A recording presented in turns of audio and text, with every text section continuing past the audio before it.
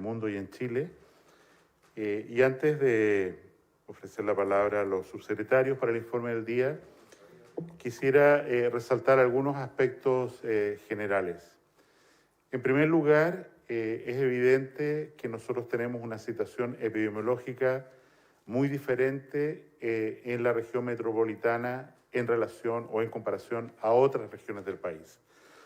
Muchas ciudades grandes, sobre todo el sur de Chile, incluyo Arica también en el norte, han pasado un periodo de cuarentena bastante estricto, de medidas de restricción, y con la colaboración de la ciudadanía y el tremendo trabajo del personal, los funcionarios de salud, han, insisto, logrado vencer esta primera ola y se encuentran ahora en un momento en que están retomando algún nivel de actividades más normales, por lo menos ya no han debido enfrentar restricciones de salida de la casa, de ir a la plaza, en fin, como de hecho, insisto, ocurre en la mayoría de las regiones del país y sobre todo resalto aquellas que han debido pasar una cuarentena muy estricta y han salido adelante, lo que por supuesto no significa que en el futuro las cosas no puedan verse de nuevo ensombrecidas en esas ciudades o regiones y tener que tomar medidas más drásticas. En segundo lugar, la estrategia en la que estamos concentrados, para resumir, tiene tres elementos fundamentales.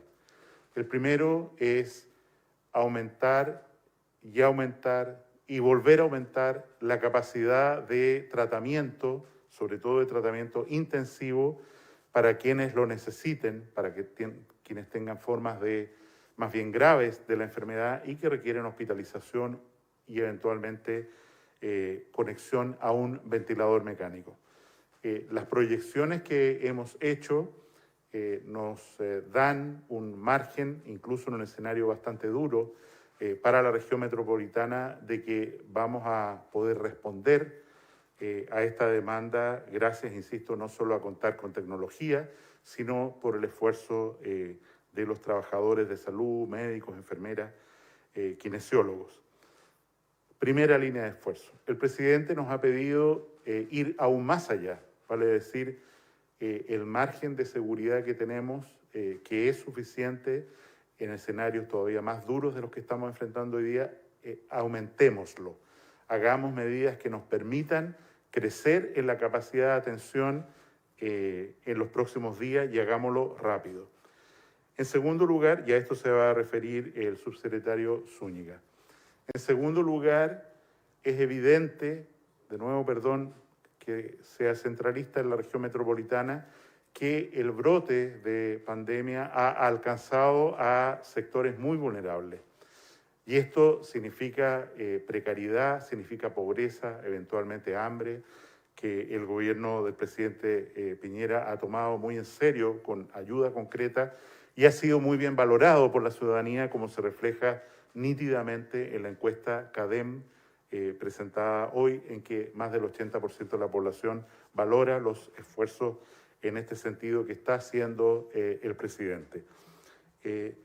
Sin embargo, el aislamiento, propiamente en lo sanitario, el aislamiento de personas que están enfermas o que son sus contactos estrechos, requiere una estrategia mucho más estricta en lugares donde no se pueden cumplir estas medidas por razones de la calidad de la vivienda, hacinamiento, etc.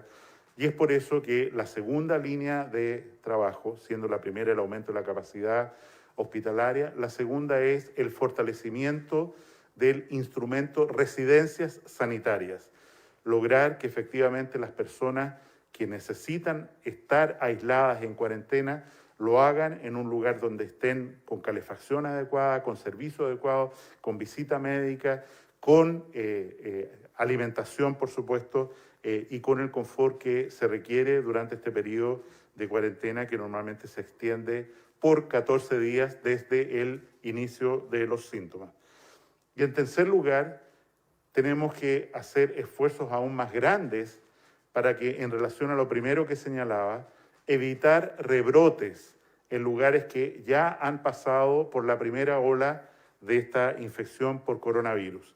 Y eso nos exige a la autoridad sanitaria tener un rol de fiscalización, de aislamiento, de vincularse y trabajar junto a la atención primaria de salud, como hoy día tenemos instrumentos jurídicos para hacerlo, que facilitan este trabajo y que valoramos enormemente lo que muchos municipios en Chile están haciendo.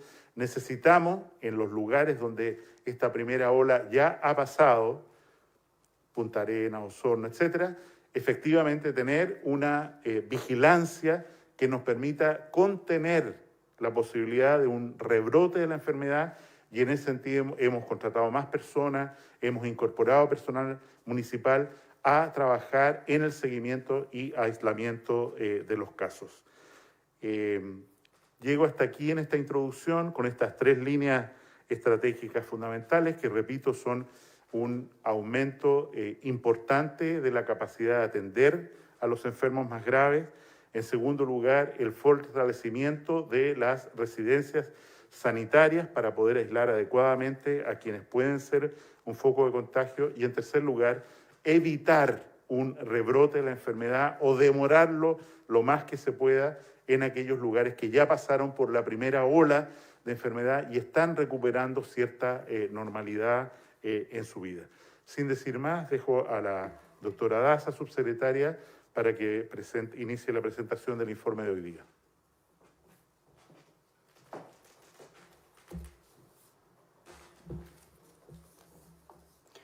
Muy buenos días. Con respecto a la situación mundial de la pandemia COVID-19, sigue aumentando en forma importante el número de casos. Ya a nivel mundial se han registrado más de 5.400.000 personas contagiadas, se han registrado 345.000 fallecidos y se han recuperado más de 2 millones de personas. La pandemia hoy día, la región donde azota de una manera más importante es la región de las Américas. Y aquí en la región de las Américas es donde el brote ha ido aumentando en forma significativa. Sigue siendo Estados Unidos el país que lidera con el mayor número de casos hasta el momento, con más de 1.600.000 personas contagiadas y a la fecha más de 97.000 personas fallecidas. También en Latinoamérica está Brasil, Perú y México con un número importante de personas contagiadas, y también es importante decir que hay otros países de Latinoamérica que también han aumentado en forma considerable su número de casos. La situación de nuestro país en las últimas 24 horas, como todos los días decimos, se han registrado en el día de ayer 4.895 casos nuevos, de los cuales 4.428 son personas sintomáticas y 467 asintomáticos. Se ha mantenido estable entre el número de personas sintomáticas, alrededor de un 90%.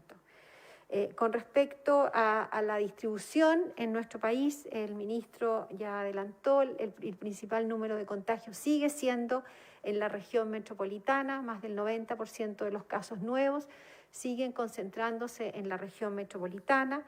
En el resto de las regiones hemos visto una contención importante de los casos nuevos. Sin embargo, es fundamental seguir mirando con mucho detalle y seguir tomando las medidas de aislamiento para poder mantener la contención de este brote. Con respecto a la fecha, se han recuperado más de 29.000 personas, 29.302 personas se han recuperado hasta la fecha de esta enfermedad, y podemos decir que se han registrado fallecimientos en el día de ayer, 43 personas. Cuando vemos la situación epidemiológica de los fallecidos, se ha mantenido dentro de la curva epidemiológica que hemos hablado los días anteriores, adultos mayores, enfermos crónicos, y es por eso que es tan importante el distanciamiento de las personas mayores, el respeto al aislamiento de las personas mayores. ¿Cuál es la situación de nuestro país? Hemos tenido un aumento significativo del número de casos, qué duda cabe. Y es por eso que esta batalla tiene que tener 2 componentes importantes. Y tenemos que seguir dándola todos juntos, que es el compromiso y la solidaridad. Y para poder contener esta pandemia, para poder contener esta batalla, es fundamental el aislamiento de aquellas personas que han sido confirmadas y el aislamiento de los contactos estrechos de esas personas confirmadas. Sabemos que mantener aislamiento a las personas confirmadas en lugares o en algunas comunas más vulnerables es muy difícil. Y es por eso que la autoridad sanitaria, los Seremis de Salud, están haciendo un trabajo muy fuerte, trabajando junto a los alcaldes, a las municipalidades, para ir en ayuda, ir en apoyo a aquellas personas que no pueden cumplir el aislamiento por sus condiciones de la casa, porque viven un número importante de personas, y para poder proteger a sus seres queridos, es importante que estas personas trasladarlas a residencias sanitarias, donde sí van a poder cumplir el aislamiento, donde sí va a poder tener confort, donde sí va a poder mantener un distanciamiento con otras personas y de esa manera poder disminuir el contagio entre sus seres queridos, en los adultos mayores, en los enfermos crónicos y de esa manera contener el brote. La autoridad sanitaria está hoy día fuertemente trabajando en esta medida para poder contener no solamente en las regiones donde tenemos un alto número de casos, sino que también en aquellas comunas, en aquellas regiones donde tenemos pocos casos, porque si las personas no tienen las condiciones sanitarias es fundamental aislarse de las personas para no seguir contagiando. Sin más, voy a dejar ahora al subsecretario de Redes Asistenciales para que continúe con la cuenta pública.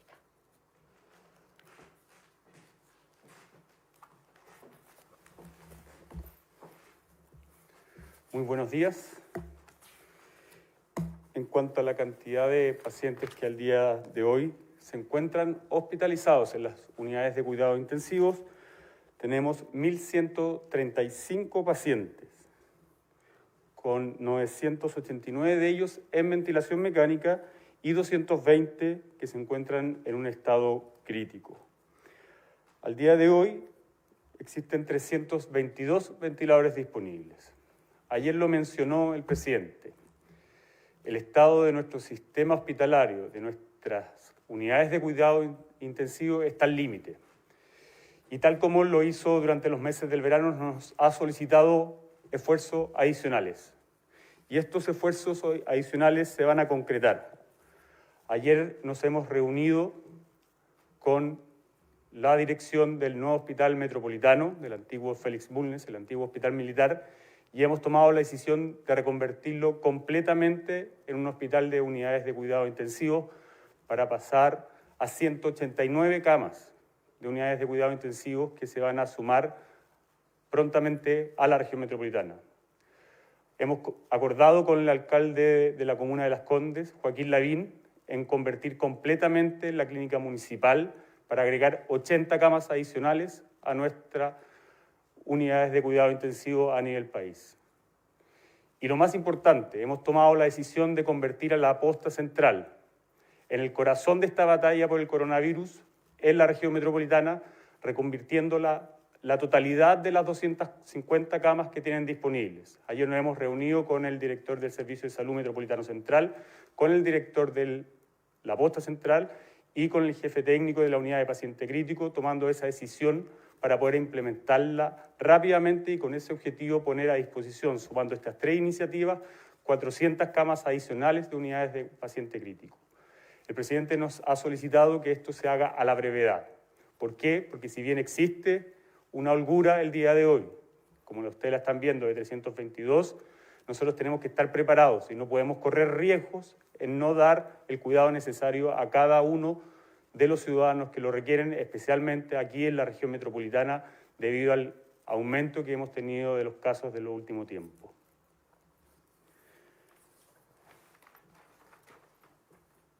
En cuanto a la cantidad de exámenes realizados, el día de ayer se realizaron 16.283 exámenes, acumulando 488.041 exámenes a la fecha.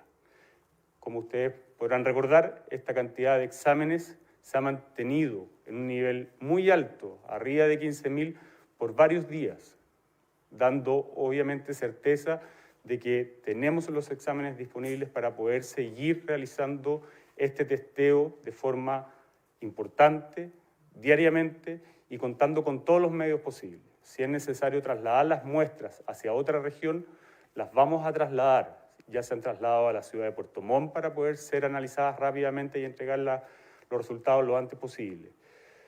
Pero debo insistir que aquí el llamado es a que todo caso sospechoso, independiente si se ha confirmado o no con una PCR positiva, debe guardar cuarentena de forma inmediata hasta que no se demuestre lo contrario, es decir, hasta que no sea comunicado y sea un informe negativo. De lo contrario, debe mantener la cuarentena durante los 14 días, manteniendo el aislamiento, sobre todo de sus seres queridos, para evitar los contagios, especialmente adultos mayores y enfermos crónicos. Cedo la palabra para poder responder sus preguntas. La primera pregunta es para el ministro Mañalich. Ayer se comentaba un estudio de la Universidad de la UDD que hablaba de una baja inmunidad frente al COVID. ¿Cómo ve este escenario el Ministerio de Salud? ¿Cómo se proyecta frente a las nuevas olas que se puedan vivir? ¿Cuánto puede durar además la ola actual en la región metropolitana? Y lo segundo es sobre el traslado de pacientes. Se ha trasladado pacientes a regiones para enfrentar el COVID.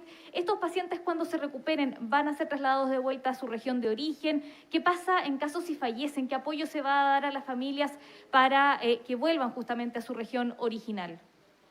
En cuanto a la segunda parte de su pregunta, efectivamente, hemos trasladado pacientes a otras regiones, tal como lo hicimos cuando sucedió la primera ola en Temuco, cuando sucedió la primera ola en Punta Arenas, y ahora lo mismo está ocurriendo en la región metropolitana y en la región de Tarapacá también, en donde también han sido trasladados pacientes. Yo le quiero transmitir la tranquilidad a los familiares, en el sentido de que, primero, están recibiendo una atención de altísima calidad. Cada una de nuestras unidades de cuidados intensivos cumplen con todos los criterios para ser unidades que entreguen el cuidado necesario para la gravedad en cual se encuentran cada uno de sus pacientes.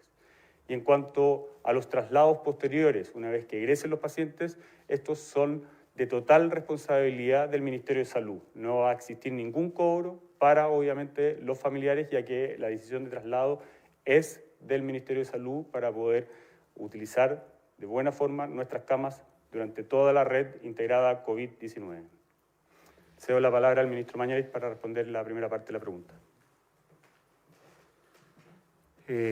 Para recapitular, en muchas partes del mundo se están haciendo estudios de presencia de anticuerpos, de defensas, después de que pasa la ola del coronavirus, para ver cuántas personas quedaron con anticuerpos, y esto quiere decir inmunes a una nueva infección, por lo menos a corto plazo. Los resultados que está entregando el mundo en esta materia son decepcionantes, en el sentido de que la inmunidad colectiva, social, que produce estas olas de coronavirus, de infección por coronavirus, en la población general, o sea, que infecta a personas que no se dan cuenta y que quedan inmunes es bastante poca. Oscila en los estudios más serios, grandes que tenemos, suele ser menos del 7% de la población que no tuvo enfermedad clínica y que tiene anticuerpos positivos.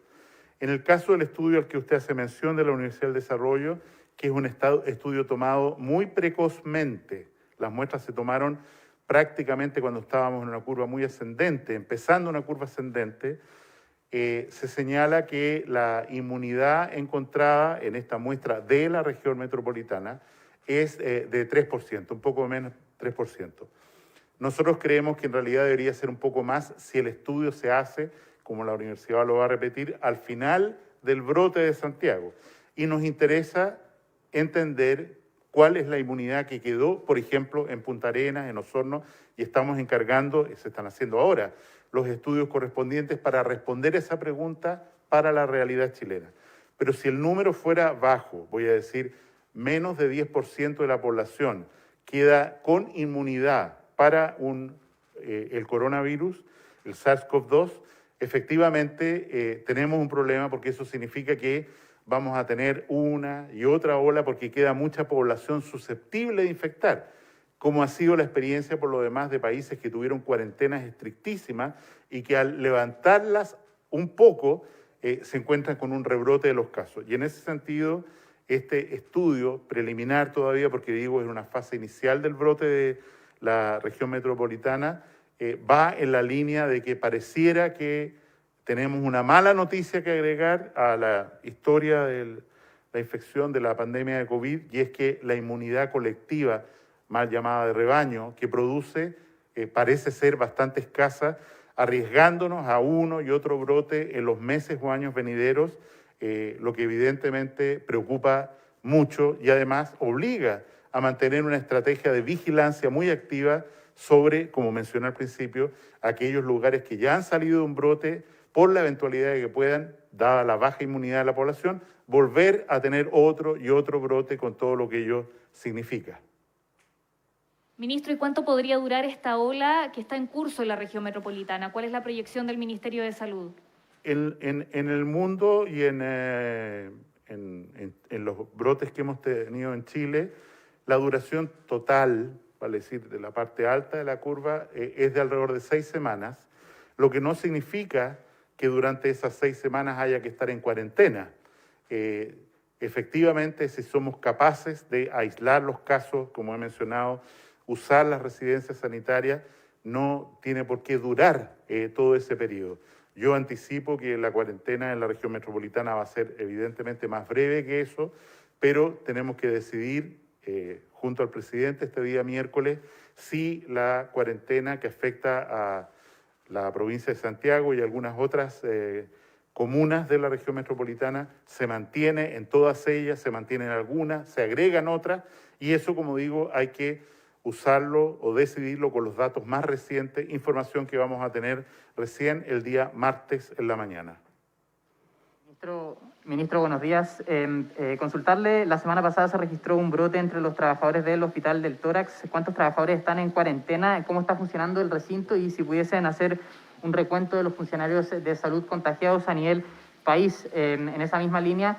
Y en torno a lo que dijo el subsecretario Zúñiga, ¿qué pasa con los pacientes que están en los lugares que se reconvertirán estas camas y cuál es el plazo que tienen ustedes para que se reconviertan estas 400 camas UCI? Y por último, ¿por qué si hay ventiladores disponibles hay personas en ventilación mecánica intensiva en pabellones usando máquinas de anestesia? A ver, nosotros teníamos un plan que contempla la utilización de todos los recursos que están disponibles para poder atender a un paciente de acuerdo a los cuidados necesarios, es decir, a la gravedad de su enfermedad.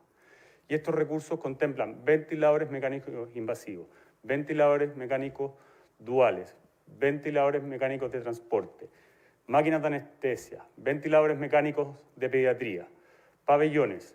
Es decir, vamos a ocupar todos los recursos. Nosotros hemos establecido que aquí los pacientes deben tener el cuidado necesario, para lo cual está la enfermedad, la gravedad de la enfermedad. Y es por eso que, independiente de las estrategias, independiente de los equipos, nosotros estamos entregando el cuidado que cada uno de los ciudadanos requiere. En cuanto a la cantidad o cómo se hace esta conversión, ayer yo lo mencioné en el sentido de que lo que nosotros tenemos que hacer es privilegiar que los pacientes de mayor gravedad, es decir, las camas de más alta complejidad, estén dentro de los hospitales que conocemos normalmente. Para eso nosotros requerimos reconvertir camas que son básicas, agudas, medias, intermedias, en camas intensivas, es decir, de mayor complejidad. Para poder realizar eso, nosotros además establecimos una compra de 5 hospitales modulares que acumulan 500 camas. La instalación del centro hospitalario Huechuraba, que puede llegar hasta 1.300 camas. Las Fuerzas Armadas. La anticipación de 5 hospitales, que ya lo hemos mencionado. Estamos hablando de Ovalle, Angol, Padre Las Casas, Félix Bulnes y Gustavo Frique en la ciudad de Viña del Mar. Todo esto forma parte de nuestro plan de coronavirus para poder llegar a un resultado que hoy día ya es muy bueno. Ya hemos duplicado la cantidad. Estamos en 2.400 unidades de cuidado intensivo en nuestro país, cuando la situación inicial era de 1.200. Estamos por sobre muchos países. ¿Por qué? Porque se hizo un trabajo planificado. Pero aún así, el presidente Sebastián Piñera nos ha pedido que hagamos un esfuerzo adicional. Tal como lo acabo de comentar, vamos a aumentar en 400 las camas que teníamos planificado adicionalmente. Y para eso, obviamente, nosotros necesitamos más ventiladores. Y hoy día ustedes van a ver en pocos minutos más cuando llegue un nuevo avión desde un lugar del mundo que va a llegar con ventiladores mecánicos. Mañana va a ocurrir lo mismo. Ayer se repartieron 60. Hoy día, mañana se van a repartir 100 adicionales que ya habían ingresado a nuestro país. Y todo esto está considerado. Obviamente tenemos que comprar más, pero aquí lo que tiene que quedar claro es que no vamos a escatimar en recurso alguno para poder dar el cuidado necesario a cada uno de los pacientes. En cuanto a la información del brote, efectivamente la semana pasada hubo 10 funcionarios del Hospital El Tórax que resultaron positivos para la prueba de PCR. Afortunadamente eran de una unidad, no de unidad de cuidado intensivo, por lo cual no afectó la disponibilidad de camas de ese hospital, y esos funcionarios fueron reemplazados para poder seguir atendiendo a los pacientes con normalidad. Y el balance de los funcionarios de la salud a nivel país, subsecretario, y si es que puede precisar de dónde vienen estos ventiladores mecánicos.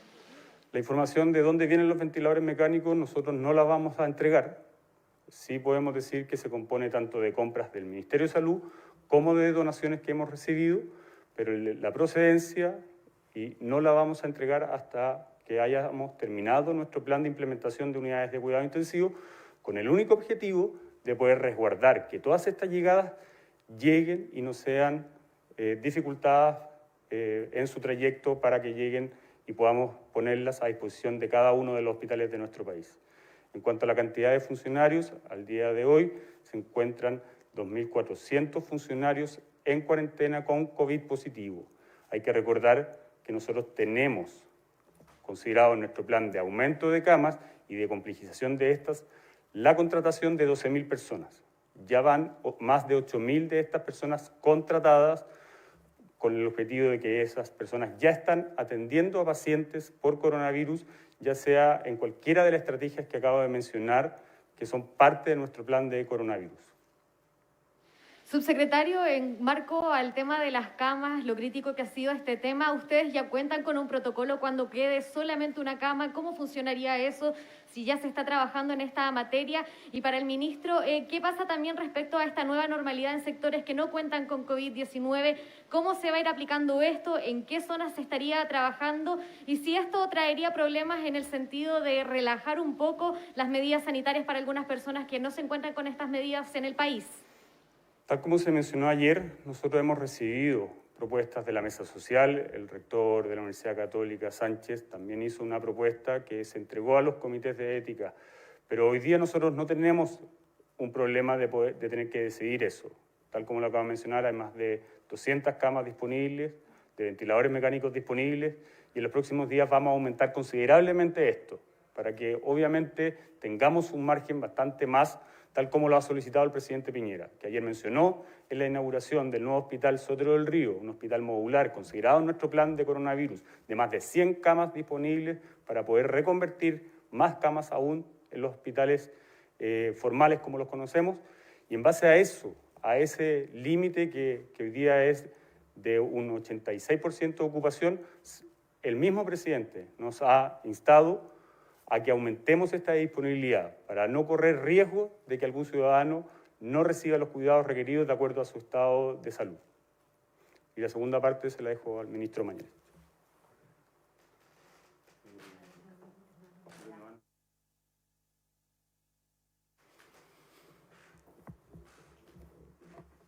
Como se recuerda, el término nueva normalidad fue acuñado en Austria, fue tomado por la Organización Mundial de la Salud como concepto y lo sigue usando ampliamente en el mundo, en los lugares, por supuesto, que ya han pasado, esperemos lo peor de esta pandemia y recuperan ciertas libertades o actividades que antes no podían realizar.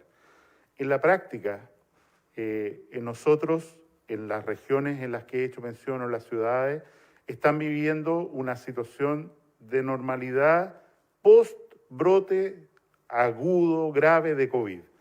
Y es por eso, ¿no es cierto?, que en estas ciudades ya no tienen las limitaciones de libertad, no tienen los cierres de comercio, en fin, mantienen, por supuesto, medidas muy importantes de carácter general, como son el aislamiento social, los cines siguen cerrados, las discotecas siguen cerradas, eso no se plantea por el momento abrir, y me parece que lo que está ocurriendo es lo más sano, y es que en la medida en que las restricciones a la libertad de las personas disminuyen porque ya no son necesarias en tal intensidad, pensando en el bien común, efectivamente estas regiones y estas ciudades van recuperando algo que asemeja, que es un pálido espejo de lo que era la normalidad antes de la crisis de COVID, entendiendo, insisto, una vez más, que todo esto es frágil, en el sentido de que hoy día podemos tener una ciudad que está liberando o abriendo espacios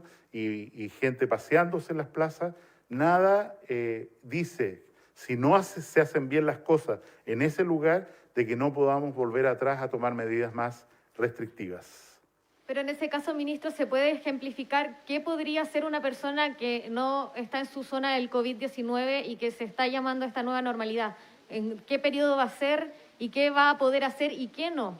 O sea, como lo he señalado, por decir cualquier ejemplo, en la ciudad de Osorno la gente puede salir a caminar a la calle, puede hacer ejercicio, los comercios están abiertos, se puede ir a la plaza, se puede pasear la mascota, no necesitan permisos especiales para hacer estas actividades porque, insisto, ya no están en la limitación de libertad que significa los periodos de cuarentena estricta.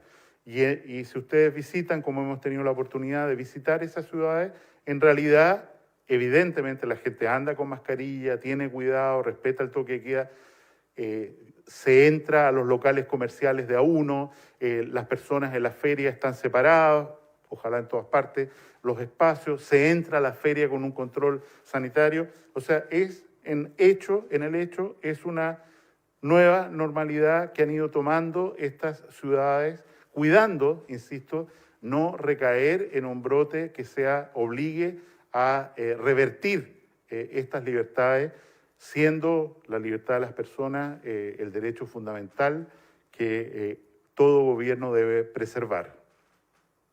Ministro, buenos días. Usted esta mañana en Radio Cooperativa decía que estamos testeando incluso más de lo que se necesita y eso produce un efecto adverso, que el número de falsos positivos aumenta. ¿A qué se refiere con que se está testeando más de lo que se necesita cuando el porcentaje de positividad la última semana, hoy llega hasta el 30% en la región metropolitana? Los exámenes se han concentrado en personas con síntomas y desde el MinSal también han destacado la gran capacidad de testeo de nuestro país. Y por otra parte, si puede aclarar de qué manera esto estaría produciendo un efecto adverso si finalmente hoy en día los servicios de salud están casi al tope de su capacidad y no por atender falsos positivos, sino que pacientes reales afectados por coronavirus. ¿No cree que puede ser algo confuso este mensaje? Le agradezco la oportunidad para aclarar esto, que lo dije en Radio Cooperativa con bastante nitidez, pero lo repito para usted. Cuando uno hace exámenes de coronavirus en personas que no tienen síntomas y que no tienen un contacto estrecho con alguien que ha sido certificadamente enfermo con coronavirus, el riesgo de tener un falso positivo aumenta enormemente. Y esto se traduce en que esa persona informada como falso positivo sufre un daño. Y voy a usar un ejemplo concreto. El senador Rabindranath Quintero. El Instituto de Salud Pública procesó la muestra original, la contramuestra, no una nueva muestra, la contramuestra del examen original. Resultado del Instituto de Salud Pública, examen negativo. Es evidente y por eso hacemos un llamado. Por favor, no se hagan exámenes de PCR, de testeo, de chequeo al azar, de veamos cómo está la población, si hay enfermo o no hay enfermo, porque la probabilidad de que ahí aparezcan falsos positivos, todos los exámenes son imperfectos y hay un margen de falsos positivos, aumenta. Y concentremos los recursos que tenemos, que son muchos, para hacer PCR, una capacidad instalada de 20.000. Hoy día informamos el segundo valor más alto de PCR tomada en las 24 horas desde que partimos con esta campaña. El segundo valor más alto. Hay exámenes, pero usémoslo con la inteligencia sanitaria que corresponde y con las indicaciones, con la norma, en aquellas personas que tienen síntomas o que son contacto estrecho. Y lo voy a advertir, aprovechando su pregunta, si usted no tiene síntomas, no tiene contacto, está sano y se hace un examen y este examen sale positivo, póngase un signo de interrogación en la cabeza. Antes de hacer cosas, certifique, chequéese, repite el examen, porque insisto, exámenes PCR en personas sin síntomas y sin contacto, tenemos una posibilidad aumentada de falsos positivos, información que, vuelvo a decir, produce daño, porque nos hemos desplazado, desgraciadamente, de un diagnóstico fundamentalmente clínico a un paradigma de que el PCR divide el mundo en dos, caso, no caso. E insisto, quiero recordar que en el mejor de los escenarios, de cada 100 personas que efectivamente tienen la enfermedad, el PCR hecho oportunamente, estoy hablando del cuarto o quinto día del inicio de los síntomas, tiene una sensibilidad de 80%. O sea, de cada 100 detecta a 80 como PCR positivo. Y es por eso que estas cosas son instrumentos potentes que se tienen que usar con cuidado.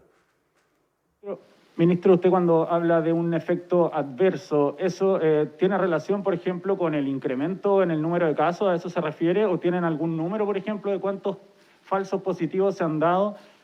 ¿Por qué dice cuál es este efecto adverso finalmente que usted habla de este testeo? O sea, el efecto adverso es muy claro, y perdón que use la figura del senador. Cuando alguien le dice a una persona, ¿no es cierto?, que se hizo un examen, que no tomó los resguardos, que viajó en avión y puede haber contagiado no sé qué, que se hace una arenga en los medios y que significa al final un daño para la persona, daño que se ha traducido por lo demás en una querella que el senador ha interpuesto por este motivo. Cuando decimos un laboratorio, como lo hemos chequeado, que está haciendo procedimientos de mala calidad y resulta que el 50% de los exámenes informados como positivos en un laboratorio determinado, chequeados en el Instituto de Salud Pública, son negativos, estamos en un problema. ¿Por qué? Porque esa persona deja de trabajar, esa persona tiene temor, esa persona consulta innecesariamente, etc. Y en ese sentido es evidente que una información que no se usa adecuadamente o que se produce la información en un contexto que no corresponde, que es el que he señalado, produce más daño que beneficio. Ministro, muy buenos días. Preguntarle, sin hacer juicio en la pregunta, con respecto a los cuestionamientos que hay al método de Johns Hopkins que se está utilizando, pero particularmente con el conteo de los recuperados. Se habla de una sobreestimación porque, según obviamente algunos investigadores, el Ministerio está tomando, por ejemplo, 14 días informados, 14 días que pasan, y eso ya lo toman como recuperados. Por ejemplo, personas que podrían estar en unidades de cuidados intensivos, hoy podrían estar siendo contabilizados como recuperados. Si nos puede aclarar finalmente cómo se está haciendo ese conteo, y para el subsecretario Arturo Zúñiga preguntarle también con respecto a la situación del Sotero del Río y el Hospital El Carmen, que estarían con algún colapso. Respecto a lo primero, yo creo que es importante para el periodismo nacional ir a las fuentes originales. El artículo de Johns Hopkins de hace 2 semanas atrás dice: tenemos preocupación por la información que se entrega en Latinoamérica. Tenemos preocupación por la confianza de esos datos, excepto en 3 países. Eso lo dice textual el artículo. Excepto en 3 países latinoamericanos, el resto nos produce preocupación y duda. Y de esos 3 países, Chile es uno de ellos. La Universidad de Johns Hopkins, a través de su jefe de epidemiología, publica que no tiene ninguna duda que los datos que entrega Chile corresponden a la verdad, junto a otros 2 países latinoamericanos, y hace un score. Y no quiero señalar cómo se ordena el score, pero quiero señalar sí que Chile, de acuerdo a Johns Hopkins, como usted ha preguntado, entrega una información confiable. Respecto a los casos recuperados, yo creo que hay una confusión. Efectivamente, Un caso recuperado desde el punto de vista epidemiológico significa una persona que ha perdido la capacidad de contagiar. A los 21 días desde que se inició la enfermedad o los síntomas, esa persona está conectada a un ventilación mecánico y está muy grave, por supuesto, puede ser el caso, pero desde el punto de vista epidemiológico, esa persona ha perdido la capacidad de contagiar a otros. ¿Por qué? Porque el virus se ha extinguido, como está demostrado en todos los trabajos, sobre todo coreanos.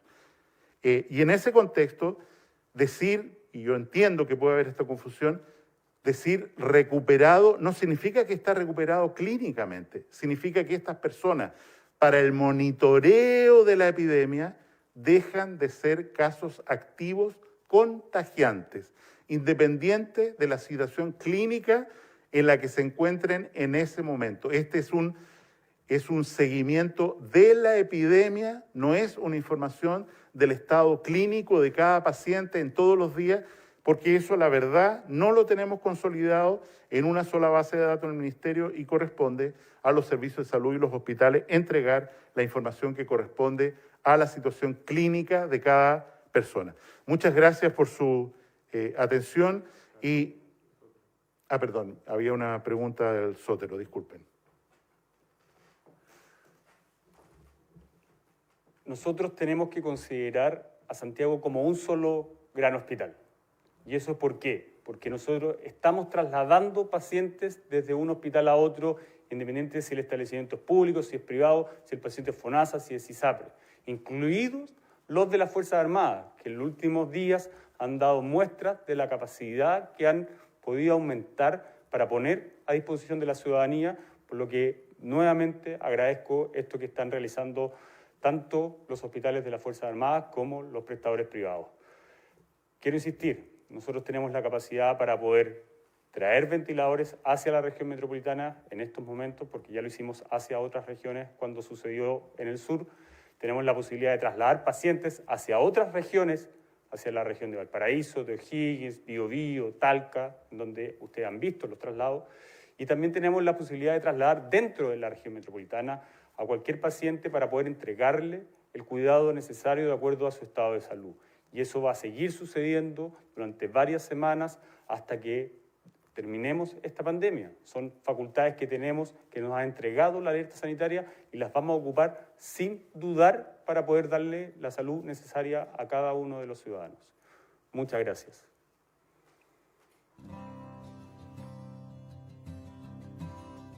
Transmitió el Gobierno de Chile. Agradecemos a los canales de televisión y radioemisoras que integraron esta red voluntaria.